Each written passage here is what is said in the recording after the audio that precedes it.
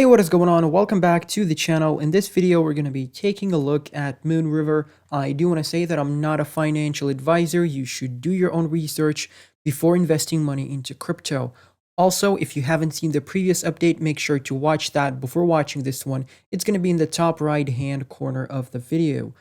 And if you want to support Ukraine, feel free to go over to one of the official links down below in the description. Those are official websites where you can donate and support the Ukrainian refugees and Ukraine's military. Thank you all for the support and for the donations, and thank you for understanding. Now let's get on with the video. Jumping into the daily chart, we are on TradingView.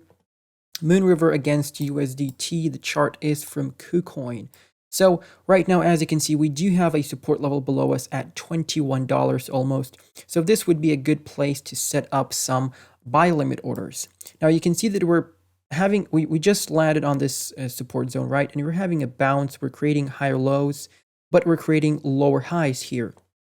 So essentially what's happening is we are in some sort of a pennant, as you can see, and not just any sort, but a bear pennant, because potentially we're going to start breaking down, and you're having a target to the downside here. So what you do is you take the target, you take the trend line from the start of the previous candle here, and you take it all the way down, and that is your potential target at almost $15. Okay.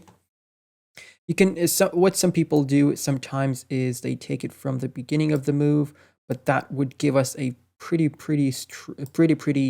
low target in my opinion. And you know, you could do that technically, but I just like to take it from where we just from the previous candle, just above the actual start of the pennant. So let's have that just in case. Right, let's have that. And one other thing that I want to do is I want to throw a fib retracement here. So from this swing high, let me get the fib retracement, and we'll get the extension levels to the downside so that we can see where our targets may be if we start losing the swing low. So the swing low here is at $18.21. You start losing that, you are gonna be in a technical target to $13.44. So what we can do is I'm going to take a rectangular pattern here, add this in, remove that, and remove that trend line. And this is going to be your little buy zone here. So from anywhere from there to there. And once again, I just removed the wrong trend line here with the target. There we go. If we're going to break down, then technically you have a target at the 1.414 here.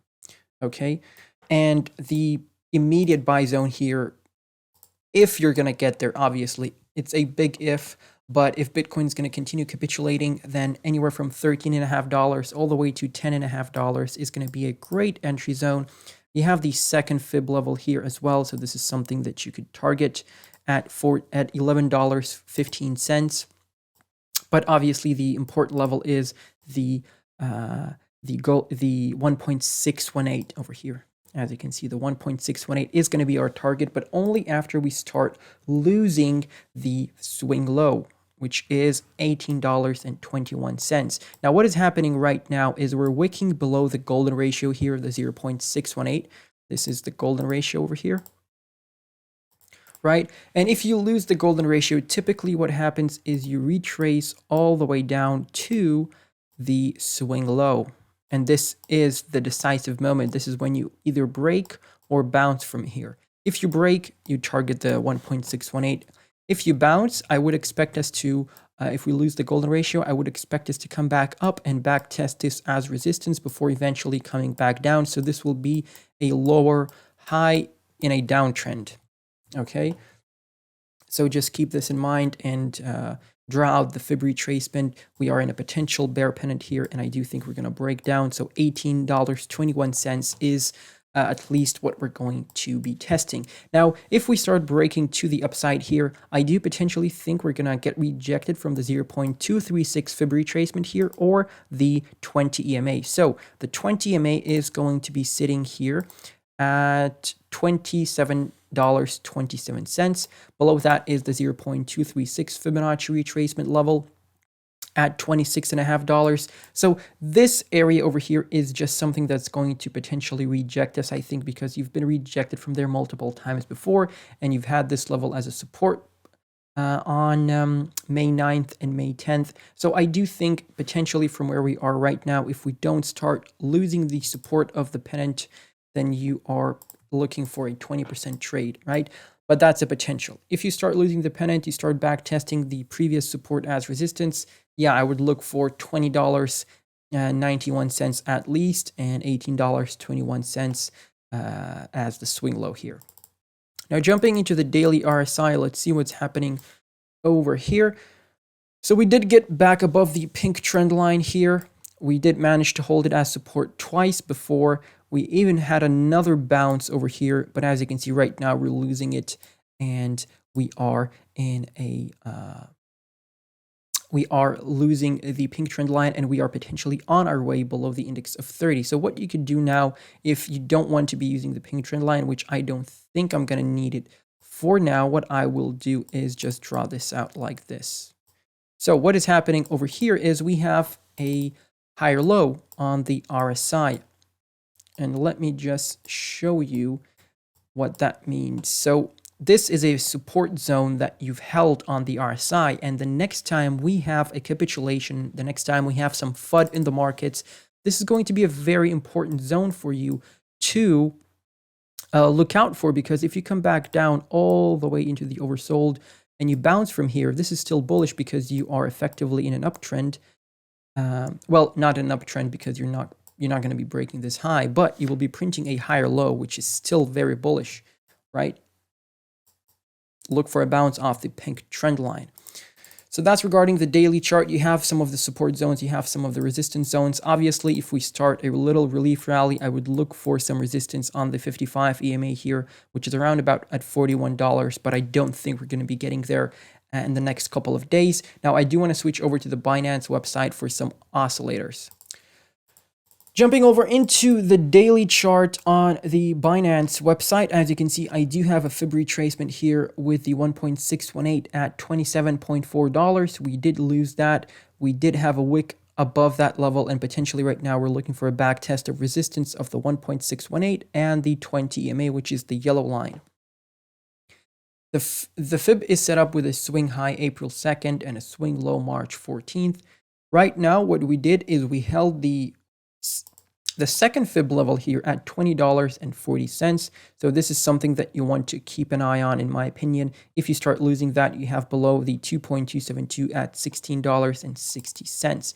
Now, looking at the daily stochastic, as you can see, we are in the overbought right now, and you are potentially starting a move to the downside. You printed the bearish cross. So right now, I would wait until you get into the oversold zone on the daily chart before trying to buy more into Moonriver, which I am planning to do. And the second fib level here should hold us as support. If not, you can set up some buy limit orders in advance, because you never know what's going to happen with the markets.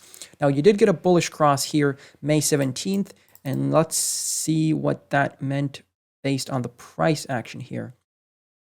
So May 17th, if you bought in, you could have seen a 12% trade, which is not much, right? This is not much. We need to wait for Bitcoin to print these bullish indicators, but a bullish cross here is good nonetheless. But I do think once we start coming back down to the second fib, a day after that or 2 days after, we're going to get the bearish cross here confirming our downtrend, because the MACD is a lagging indicator. Keep that in mind.